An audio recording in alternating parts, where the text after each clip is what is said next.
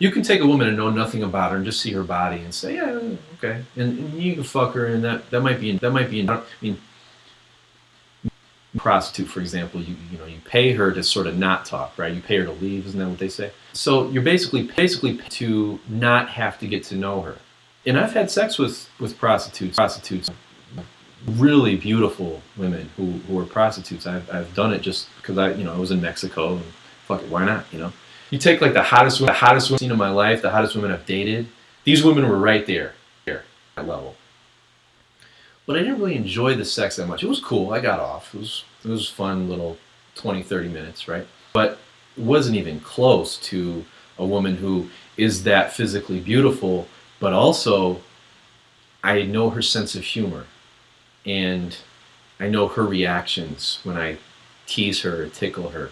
I know the things that she cares about. I know what she's good at, and I know that she does this funny little dance when she's hungry. That's to fuck her is so much more enjoyable. And by the way, if you're interested, I absolutely encourage you have fun little flings. One of my favorite things, take a woman outside from the bar and job. I love doing that. That was just a fun thing that I would do all the fucking time. Even in those situations where we're in 15, 20 minutes and then we're messing around outside, still was really focused on her and trying to learn, like trying to pick up all her idiosyncrasies and all the funny ways she makes the way she moves her eyes when she's thinking, and the way she dances, and the way she holds her drink, the way her tonality changes, her voice itself, really every woman has a different sort of melody when they talk. I really am trying to explore and learn about this woman in front of me, because every woman has a unique dance or flavor or color of the universal feminine.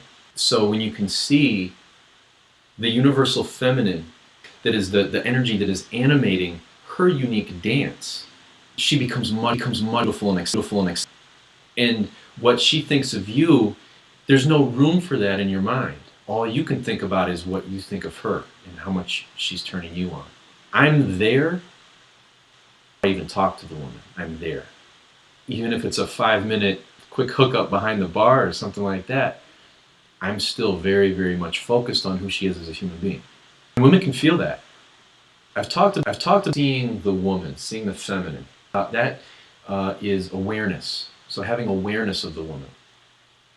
You maybe heard the term situational awareness, which is like a military term. Situational awareness means knowing what's around you, knowing all the dynamics, the things that are going on. And as much awareness as you can have about the situation, the better. You know how far away the enemy is. You know what's in between you and them. Maybe there's a river. You know what the weather's like. You know how many people you have, where they're set up. You just have as much awareness of the situation as possible. Well, you want to have that with women, but a lot of times, again, men don't know how to do that. Men aren't even trying to understand the woman. They're trying to say this thing that's going to impress her more than Mr. Right in her mind, that you, by the way, you made up and created.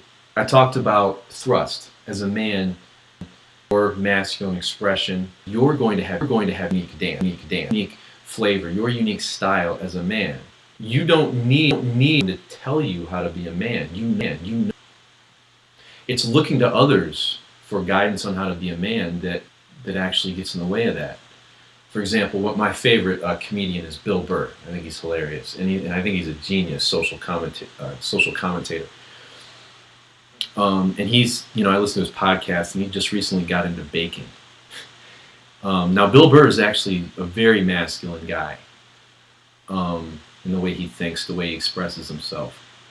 He grew up in Boston, and there's sort of this machismo that he grew up with where, baking is gay, or, you're a sissy if you're baking. But he really enjoys baking. And so he fucking bakes, and he's probably really good at it now. And that... The association of baking to being gay or to being feminine is completely arbitrary. It's completely cultural. It has no grounding in real reality. But he's masculine enough to say, you know what, fuck you, I like to bake. So baking is part of his dance now. I'm just trying to illustrate how your unique is going to be masculine, but it can only be yours. You can't, as long as you're trying to emulate another man, you will be holding yourself back.